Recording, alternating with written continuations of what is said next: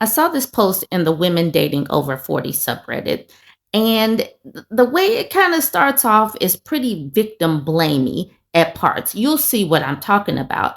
But I do think that this is a conversation that is worth having regardless. So this is posted in the Women Dating Over 40. She says, believing in fairy tale love, twin flames, and soulmates is destroying women's lives. This is the part that kind of made me cringe a little bit. She says, this is probably going to get a lot of hate, but I think we need to start holding women accountable too. She says, clearly men are doing something right because they know how to protect their priorities. Number one, how many men do you know would give up a source of income for their girlfriend? Number two, how many would abandon their career, hobbies, move to another country, or cut off their support system for a woman? Three, how many would turn down a paid internship or study abroad opportunity just because their girlfriend disapproves? Very few. But women, they'll throw their entire lives away the moment they suspect they've met their soulmate. I've seen women drop out of school because of a relationship, quit their job, end up in jail, have nervous breakdowns. Men are hardwired to prioritize themselves first, to be selfish. Meanwhile, what were women taught from childhood? Through Disney, romance novels, etc., they are taught to be naive, gullible, codependent, and doormats. They are taught that being chosen is the ultimate goal and the highest status symbol, and that love is worth any price. And that's why so many women end up giving their energy, dreams, and sanity away for relationships that drain them. She answers listen to this question. Let's get to the last part. I'm sorry.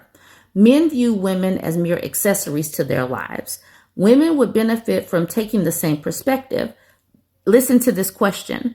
Why do most women tend to make the relationship the focal point of their lives? That is the question. But she answered it right here. Through Disney, romance movies, etc., they are taught to be naive, gullible, codependent, and doormats.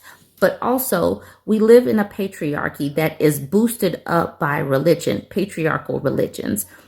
Religions start very young with children, start really young with girls, teaching them, socializing them into being caretakers, into believing that men are the heads. We're taught that men are the heads, that we're supposed to submit, that we're not supposed to have boundaries, that we're supposed to have empathy, that we're supposed to have grace, that we're supposed to do all of that. And yet she is holding women accountable for being programmed. That is ridiculous. That's like getting mad that we're fed this all day. And she knows that we're fed this. It's not just Disney. It's legislation that pushes women. It's tradition. It's religion. It's parents. It's your community. It's even when you're in a bad situation, in a bad relationship, you have the elder ladies telling you to stick and stay and pray for them and all of that. It's not just that women are just wake up being gullible. No, our discernment is hammered out of us. Having boundaries is hammered out. Like, we can't have boundaries. People laugh and make fun of some women that can't make decisions. But when you weren't allowed to make decisions and be assertive and have confidence when you're younger, where do you just all of a sudden get assertiveness and confidence from? The whole victim, like in this one particular thing, she knows that men are taught to hardwired to be selfish and individualistic because they can be. When they're younger, they can go off and play with their toys. They can go get on their bikes and go run and do whatever. Girls are in the house watching their siblings, cleaning up, getting the house ready for company. Girls have chores to do. Girls have to do all of the caretaking. Is it any wonder that boys are able to just be selfish and take care of themselves? Right now in our networks, we are attempting to deprogram, but we have to deconstruct all that we have learned in the past in order to reprogram and have a new set of things that we can do and say and have boundaries and stand up a little bit taller, hold our neck up higher, and be able to say no and mean no without saying no and giggling behind it, without thinking that, you have to ask questions And then do the little voice hilt at the end because you're unsure of yourself. It's going to take a generation of deconstructing for some women that have been programmed from the time that they're children. And all of so many women do victim blame. She knew that she was going to get some hate because she knows that what she's doing is victim blaming. Because why are you upset at the person for being indoctrinated that had no choice in what she was taught? Let's get into some of these comments. Diligent Medium says, if he takes from your life instead of adding to it, it's not a life partner, love, soulmate, or whatever they call it. MK Signature says, exactly. Soulmates are supposed to be this almost magical levels of love and care. Even mundane affection is supposed to add joy to your life. Anybody who sucks the life out of you is a leech, not a lover. Diligent Medium says, absolutely. Life partners won't try to take from you the things you love to do. Amazing Number says, unfortunately, I fully agree. I changed university and moved to another town for my boyfriend. I stuck with my alcoholic boyfriend for years. I gave up a successful career to devote myself to my husband's career. Now he is rich and I am not.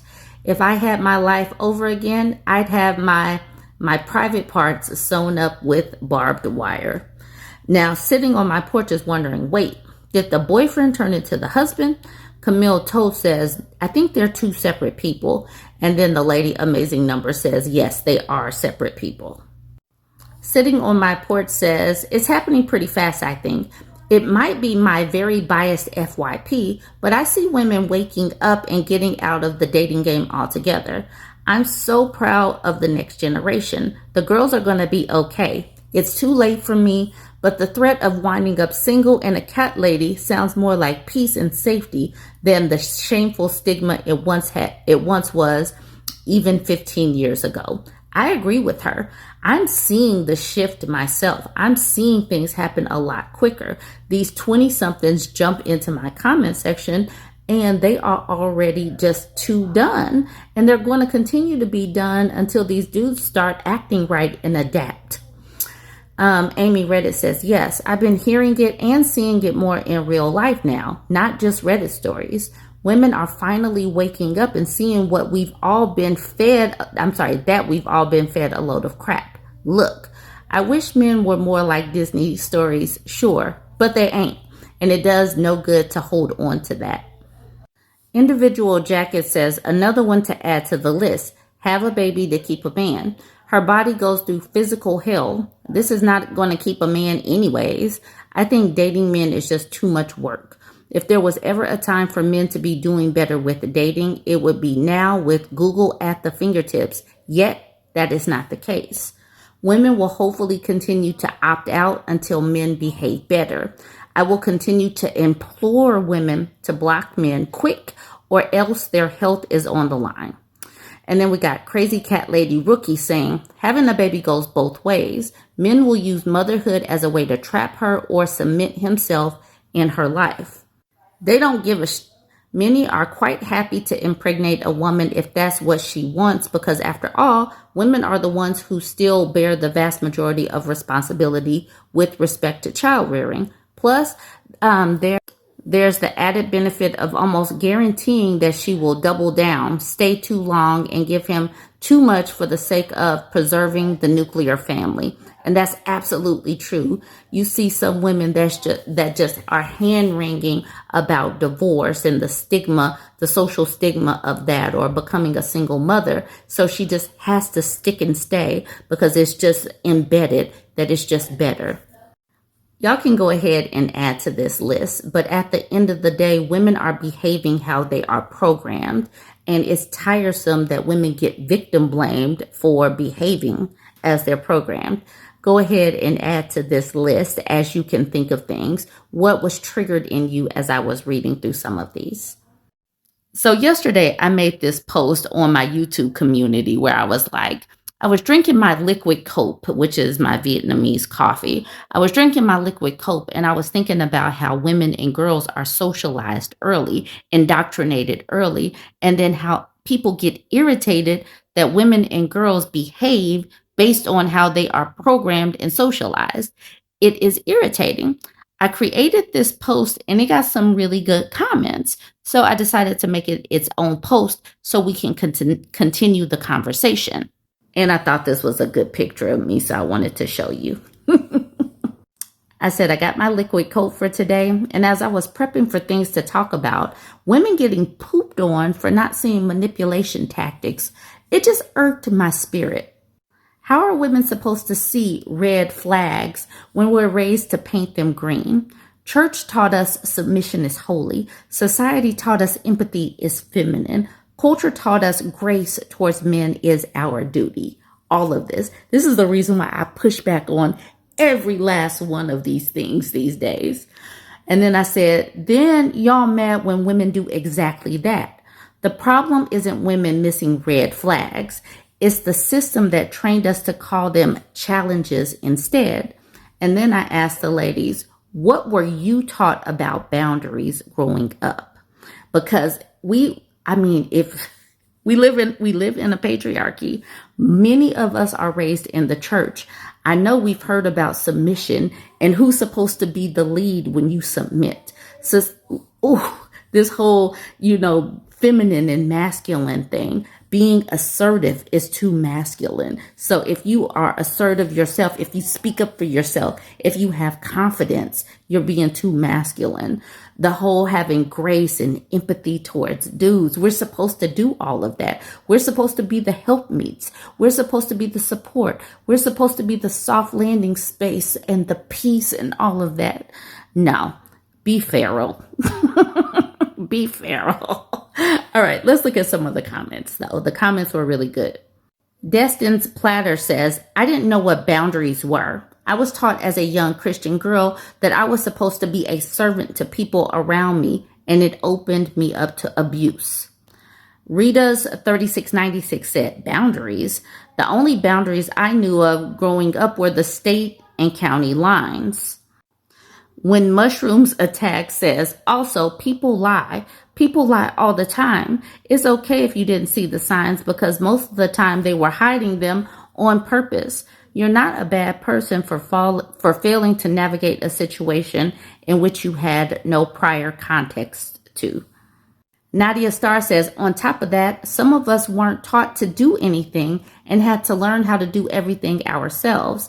How can we watch out for red flags when we don't even know how to cook, do laundry, or file our own taxes yet? We got Lammy Howell says, I was taught that boundaries were fine until they were inconvenient for everyone else. That made becoming an adult extremely challenging, but I got a nice shiny spine out of it. The Ruthie says, you are so right. I'm in my mid-40s and wasn't taught about boundaries growing up. And when I tried to set them in my 20s, I struggled. I only started setting and sticking to boundaries again when I turned 40. I love using the block and mute functions on my phone, going no contact and just removing myself from uncomfortable, dangerous, and toxic situations. Donna Anderson says, I'm so glad you clocked this. I'm angered when I see women in the comments basically blaming for succumbing to a lifetime of patriarchal indoctrination, often mixed with religion, which does everything it can to disarm us in the face of harm. We have got to know and understand who the predators really are. The predators do not look like villains. The predators don't look like some monsters. They don't. They tend to be our own skin color because that's who we're typically victimized by. They typically just look like normal people in khakis, in a polo shirt, in regular clothes. They're not walking around with ski mask on and looking like burglars. They're not. People, that's the reason why, monsters look a certain way in the movies and in cartoons and all of that, but that is not who monsters are in real life. Ike says, one of the earliest things girls were taught, at least when I was a kid in the 90s, was that if a boy teases you or is kind of mean to you, that means he likes you. I don't think girls should be taught that this every generation. It's very dumb advice. Julia is tired says, I wasn't taught anything about boundaries. I'm a Gen Xer, and we were forced to give hugs and kisses even if we didn't want to, forced to sit on the laps of people we only saw once a year. My body wasn't my own. I wasn't allowed to say no. I missed red flags because I thought it was romantic. I was 18 and didn't know better. I've had people tell me lately that I should have picked better. How was I supposed to know he would become a raging alcoholic 20 years later? How was I supposed to know alcohol would make him angry and mean? How on earth would I ever know that he would scream and rage at me and our children? I'm not a damn mind reader, and I don't have a time machine. Who you marry is not who you divorce. People change, and there's no way to vet right now for 20 years from now, for 15 years from now. You're going to change, and you don't even know how you're going to change, let alone thinking that you know how somebody else is going to change down the line. 8 Cups of Journey says, comply and smile through was my most ingrained lesson. Unlearning this has been a tremendous challenge. Comply and smile through. She Elf Johnson says, I had boys will be boys pounded into my head by my Catholic church in school. No matter what a boy did, we knew nothing would be done about it. I didn't even report assaults, punching, choking, because I knew they would be excused and turned against me. And that effing church pretends to care about children and babies. And then L Lap at the bottom says, this commentary is fire, even for a woman who's always on point multiple times a day. That's why I watch every single video of yours. And y'all, I keep getting banned. I got banned from TikTok from my main TikTok page. And it just goes to show you that I have got to keep talking and that I will keep talking. And even if I am frustrated for having to start over, it's important that I keep talking. I wasn't even monetized over on TikTok. I'm not monetized over on TikTok at all. But it's important that we keep spreading this message far and wide, around, up and down, so that women of all ages get these lessons that we weren't taught. It's going to take a lot of deconstructing, deprogramming, and reprogramming new lessons so that we get past all of this, so that we get okay with having boundaries and saying no, being assertive, knowing who we are and what we want, and having no issues speaking on it. I'll continue to talk, even through my frustration, because I know my ministry and what I was put here to do, and it was this. And if you I did just start up a Substack, so you can go over there and find me. Keep sharing. I forgot to say this. Keep sharing, but keep on commenting. The comments help push these things in the algorithm, because I do believe that in many spaces I am being suppressed. So don't just smash like, don't just watch, but actually say something in the comments. I don't care how basic it might be. It'll help me out.